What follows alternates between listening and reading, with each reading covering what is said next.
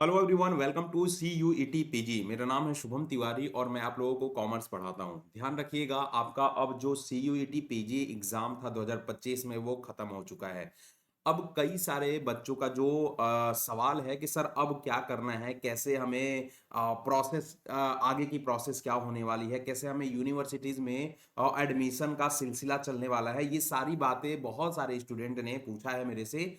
तो मैं ये कोशिश कर रहा हूँ कि आपको इस वीडियो के माध्यम से सारी बातें एकदम स्टेप बाय स्टेप क्लियर करने की कोशिश करें। ठीक है, तो वीडियो को लाइक कर दीजिएगा और उन सारे बच्चों को जिन्होंने C U E T P G दे रखा है, सारे बच्चों के साथ शेयर कर दीजिएगा। क्लियर है? चलिए, तो इस वीडियो में कंप्लीट हम इवेल्युएशन करेंगे कि किस तरीके से आपको यूनिवर्सिटीज में एडमिशन मिलेगा, कैसे क्या क्या करना पड़ेगा, क्या क्या प्रोसेस आपको फर्दर करना पड़ेगा, जिसके लिए आप यूनिवर्सिटी में अप्लाई करोगे एडमिशन के लिए। ठीक है, चलिए तो स्टार्ट करते हैं। इस वीडियो को स्टेप बाय स्टेप समझने की कोशिश करेंगे, है ना।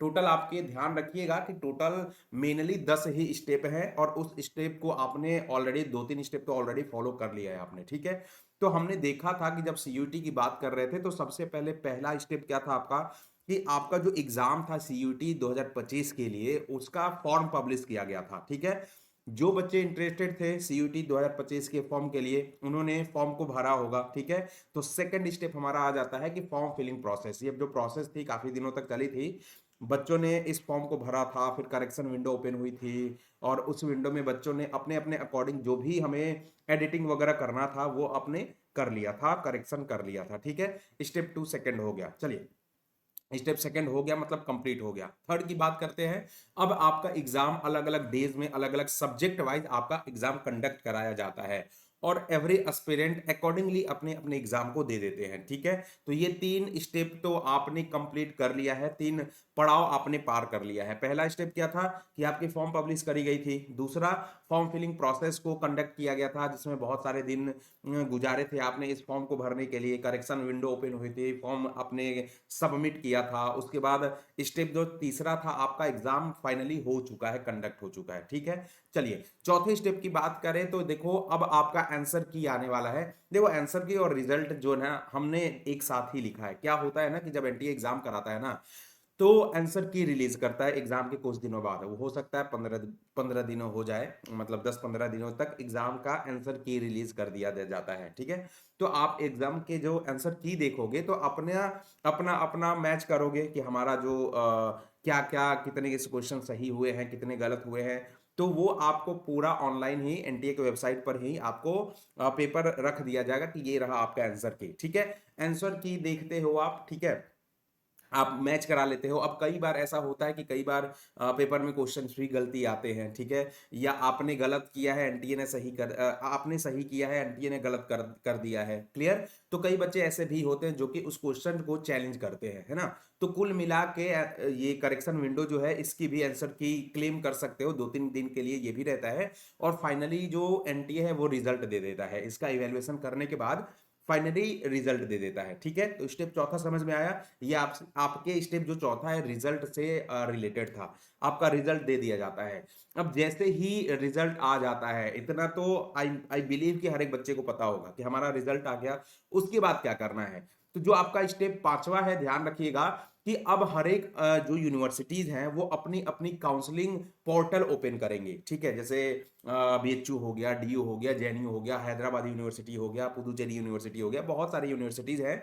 वो अपने अपने काउंसलिंग पोर्टल को ओपन करेंगी सीयूईटी पीजी या पोस्ट ग्रेजुएशन एडमिशन 2025 वाले सेशन के लिए। ठीक है, अब अपनी अपनी जो आपको क्या करना है ना कि हर एक यूनिवर्सिटी जो जो चाहते हो कि भैया हम इसमें एडमिशन लेने के लिए हमारी प्रेफरेंस है, जैसे आप बीएचयू चाह रहे हो, जैसे आप जेएनयू को टारगेट कर रहे हो, दिल्ली यूनिवर्सिटी को टारगेट कर रहे हो। ठीक है, तो आपको क्या करना पड़ेगा, वैसे हम तो आपको फुल अपडेट करते ही रहेंगे, लेकिन it's your responsibility as well कि आपको भी हर दिन क्या करना पड़ेगा, यूनिवर्सिटीज के उसके ऑफिशियल वेबसाइट को विजिट करना पड़ेगा कि कहीं भी काउंसलिंग पोर्टल ओपन हुई है कि नहीं हुई है। हर यूनिवर्सिटीज अपनी अपनी, स्टेप पांचवें में ये भी याद रखना है कि हर यूनिवर्सिटी अपनी अपनी काउंसलिंग पोर्टल को ओपन करने वाली हैं, करने वाली होंगी, ठीक है, रिजल्ट आने के बाद। क्लियर? और वो जो काउंसलिंग पोर्टल होगा, हो सकता है सीयूईटी पीजी के लिए नेम से वहां पे दिखाई देगा, या पोस्ट ग्रेजुएशन के एडमिशन के लिए वहां पे दिखाई देगा। तो आप विजिट जब करिएगा ना उसके ऑफिशियल वेबसाइट पे हर एक यूनिवर्सिटी के, ठीक है, तो आपको पता चल जाएगा। पांचवा स्टेप समझ में आ चुका है। चलिए छठा स्टेप क्या करना है कि you need to apply as per your preference. अब देखो क्या करना है कि हम अप्लाई करेंगे वहां पे, ठीक है, हम सोच रहे हैं कि हमें बनारस हिंदू यूनिवर्सिटीज में हमें एडमिशन चाहिए, हमें जेएनयू में चाहिए, हमें वहाँ दिल्ली यूनिवर्सिटी में चाहिए। तो जो भी आपका प्रेफरेंस होगा उसके अकॉर्डिंग आप तीन चार मल्टीपल यूनिवर्सिटीज में भी आप अप्लाई कर सकते हो। उसके लिए एक नॉमिनल फी लगने वाली होगी, ठीक है। तो आप अप्लाई कर सकते हो बेसिकली जो भी आपके यूनिवर्सिटीज प्रेफरेंस हैं, जैसे बीएचयू हो गया, डीयू हो गया, उसके लिए आपको अप्लाई करना पड़ेगा। अप्लाई करने के बाद ध्यान रखिएगा कि आपको हर दिन आपको वेबसाइट चेक करनी पड़ेगी, मैं जैसा कि हमने पहले ही बताया है आपको, ठीक है। अप्लाई कर दिया। अब देखो अप्लाई जैसे ही कर दिया, आपका रिजल्ट आ चुका है, आपको एग्जैक्टली पता है कि हमारा नंबर क्या है ना, एनटीए ने पब्लिश कर दिया है, क्योंकि माइनस मार्किंग भी है इसमें। तो आपका जो रिजल्ट आ चुका है, आपने अपने रिजल्ट के बेसिस पे उस यूनिवर्सिटीज में दावेदारी ठोका है कि भैया हमने बीएचयू के लिए अप्लाई किया है, हमने डीयू के लिए अप्लाई किया है, हमने जेएनयू के लिए अप्लाई किया है। स्टेप 6 में तो ये यहां तक आ गए आप। अब अगला पड़ाव जो है, अब मेरिट लिस्ट या कट ऑफ लिस्ट डिसाइड करी जाएगी, रिलीज करी जाएगी यूनिवर्सिटीज द्वारा, ठीक है। हर यूनिवर्सिटीज के अपने अपने ये मेरिट लिस्ट होगा, यूनिवर्सिटीज के अपने अपने मेरिट लिस्ट होगा, ठीक है। तो अब देखना पड़ेगा कि हमारा जो मार्क बन रहा है, जो भी हमारे नंबर हैं, क्या उस यूनिवर्सिटी के पर्टिकुलर जो कट ऑफ लिस्ट है, जैसे बीएचयू ने अपना कट ऑफ लिस्ट रिलीज किया होगा, ठीक है, जेएनयू ने अपना कट ऑफ लिस्ट रिलीज किया होगा, फिर से डीयू या अदर यूनिवर्सिटीज अपने अपने क्या करेंगे, कट ऑफ लिस्ट को रिलीज करेंगे, है ना। अब आपको देखना होगा कि क्या मेरा जो मार्क है, क्या मेरे जो नंबर हैं आपके सीयूटी एग्जाम में, वो कट ऑफ को क्लियर कर रहा है कि नहीं। जैसे मैंने भरा था बीएचयू के लिए, ठीक है, बीएचयू का जैसे कट ऑफ नंबर है, मान लेते हैं 200, 200 है, मेरा आ रहा है 210 नंबर। तो ऑब्वियस सी बात है कि हम बीएचयू के लिए दावेदारी ठोक सकते हैं, क्योंकि कट ऑफ 200 है, मेरा 210 नंबर आ रहा है, तो हम क्या कर सकते हैं, बीएचयू के लिए एलिजिबल है। क्लियर? तो ये आपको सिमिलरली चेक करते रहना पड़ेगा। वंस अगेन मैं बता रहा हूं कि आपको डे टू डे चेक करते रहना पड़ेगा उसके ऑफिशियल वेबसाइट पे, ठीक है। तो जैसे ही यूनिवर्सिटी जिसमें जिसमें आपने अप्लाई किया था उसको देखना रहेगा, वो अपने अपने कट ऑफ लिस्ट को रिलीज कर देंगे, राइट। स्टेप 8 में क्या है, अब जैसा कि हमने बताया कि बीएचयू में मैंने कट ऑफ बीएचयू का जो कट ऑफ लिस्ट है वो 200 का है, हमारे सब्जेक्ट में मान लेते हैं कॉमर्स में 200 नंबर का है। मेरा क्या नंबर आया है, 210। इट मींस कि आई am eligible for BHU. Clear? Similarly अगर मान लेते हैं कि डीयू का भी सेम हाल है, 210 उसका कट ऑफ गया है और मेरे 215 आ रहे हैं, तो I am eligible for DU as well. Clear? तो आपको क्या करना पड़ेगा, वहां पे सीट लॉक का ऑप्शन आएगा, अपने आप ऑटोमेटिक सीट लॉक का ऑप्शन आएगा। अगर मान लो 200 किसी यूनिवर्सिटी का कट ऑफ है ना, आपका 190 आ रहा है, तो वो कट ऑफ जो सीट लॉक वाला ऑप्शन होगा ना, वो आपको दिखाई नहीं देगा, ठीक है। सीट लॉक वाला ऑप्शन तभी दिखाई देगा जब आप उस यूनिवर्सिटी के पर्टिकुलर कट ऑफ को क्रॉस करते हो।